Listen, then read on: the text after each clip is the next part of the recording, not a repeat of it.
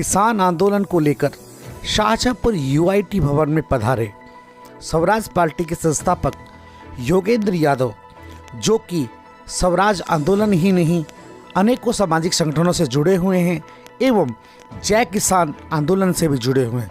उनसे हुई हमारी खास वार्ता सुनिए हमारे साथ योगेंद्र यादव से हमारी ये खास बातचीत। पश्चिम बंगाल से हैं, 8 बार लोकसभा के मेंबर रह चुके हैं, लेकिन पार्लियामेंट में रहकर उस तरह की गद्दारी नहीं की जैसा कि इन लोगों ने की है, जिन्होंने 3 काले कानून पास किए हैं।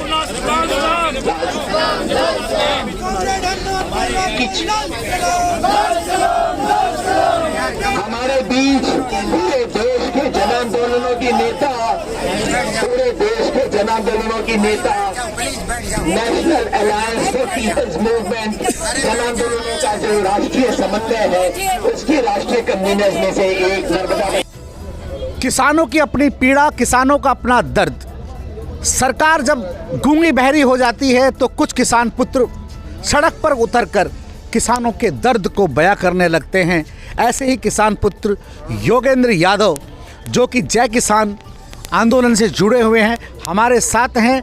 बात करते हैं कि इन तीनों बिलों को लेकर उनकी और किसानों की क्या पीड़ा है। जी योगेंद्र जी, ये जो 3 बिल हैं, 3 कानून जो केंद्र सरकार ने बना दिए हैं, ये तो किसानों पर और आने वाली पीढ़ी पर हमला है। किसी कानून से 1 साल का नुकसान होता है, 2 साल का नुकसान होता है। ये कानून तो ऐसे हैं जो अगले 25-30 साल, 50 साल तक नुकसान पहुंचाएंगे। देश में खेती किसानी किसान के हाथ से निकल के कंपनियों के हाथ में चली जाएगी। इसलिए देश भर के किसान इन कानूनों का विरोध कर रहे हैं और हमारी बिल्कुल साधारण सी मांग है। देश के प्रधानमंत्री कहते हैं कि वो किसानों के लिए सौगात लेके आए हैं। हम कहते हैं मोदी जी, ये सौगात हमें पसंद नहीं है, ये गिफ्ट है ना, आप अपनी आप वापस ले लो। और आप हमें गिफ्ट देना ही चाहते हो तो हमें न्यूनतम समर्थन मूल्य जो किसान को सही भाव मिले, उसकी कानूनी गारंटी दे दो। ये करने को सरकार तैयार नहीं है। क्या आंदोलन ही किसानों की मांगों का मनवाने का एक जरिया है या बातचीत से भी हल निकल सकता है? आंदोलन और इस स्थिति में आने से पहले हमने सब कुछ कर लिया। चिट्ठियां लिख दी, प्रतिवेदन दे दिया, 3 राउंड बात कर ली और उसके बाद दिल्ली आने के बाद भी 3 राउंड और बात कर ली। लेकिन सरकार के कान में मोम है। दिल्ली है ना, थोड़ा ऊंचा सुनती है, तो कान में मोम है, इनको सुनाई नहीं देता। इसलिए हमने कहा 3 मोर्चे तो लगे हुए हैं, अब 4था मोर्चा भी लगाना पड़ेगा। उत्तर, पश्चिम, पूरब जगह, लेकिन दक्षिण थोड़ा देरी से जगह, क्या कारण रहा? अब आपने राजस्थान में पंचायत चुनाव करवा दिए ना, पंचायत के चुनाव हो गए, सावे यहाँ लग गए, तो हमने कहा अब हम चलेंगे। सब लोग मुझसे पूछ रहे थे कि भाई क्या हुआ दक्षिण चुनावों का बहिष्कार, क्या आंदोलन का कोई तरीका नहीं हो सकता था? चुनाव का बहिष्कार किसानों के लिए 5 साल के लिए अपने अपने गांव के अंदर वो बहिष्कार कर दें, दूसरी पार्टी कैप्चर करके बैठ जाए, तो संभव नहीं। इसलिए हमने कहा कि भाई इसके बाद चलेंगे और सब चलेंगे, क्योंकि बहुत लोग पूछ रहे थे क्या हुआ जी, दक्षिण हरियाणा से कोई नहीं आ रहा, राजस्थान से कोई नहीं आ रहा।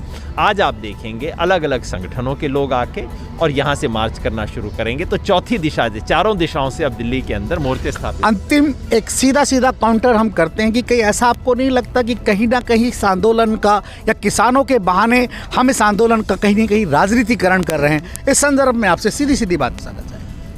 किसान आंदोलन एक गहरे अर्थ में हमेशा राजनीति करता है, यानी कि जो सत्ता के चरित्र को बदलता है वो तो राजनीति कर ही रहा है, लेकिन पार्टियां इसके अंदर आगे नहीं हैं। इसमें किसान आंदोलनों का नेतृत्व है। मैं खुद, ये देखिए मेरे पास बिल्ला इस वक्त कौन सा है, जय किसान आंदोलन, अलग अलग यहाँ पे किसान सभा के साथी आए हुए हैं, अलग अलग किसान आंदोलनों से आए हुए हैं। पार्टियों को जय किसान आंदोलन को और स्वराज पार्टी को, दोनों को अगर हम एक पायदान पर रखें तो अभी आप दोनों में से किसके प्रमुख हैं? मैं इस प्रमुख नहीं हूं, मैं जय किसान आंदोलन का, मैं जय किसान आंदोलन का कार्यकर्ता हूं, पहले दिन से इससे जुड़ा हुआ हूं और पिछले 5 साल से इनफैक्ट मेरा तो मुख्य काम ही किसानों का रहा है।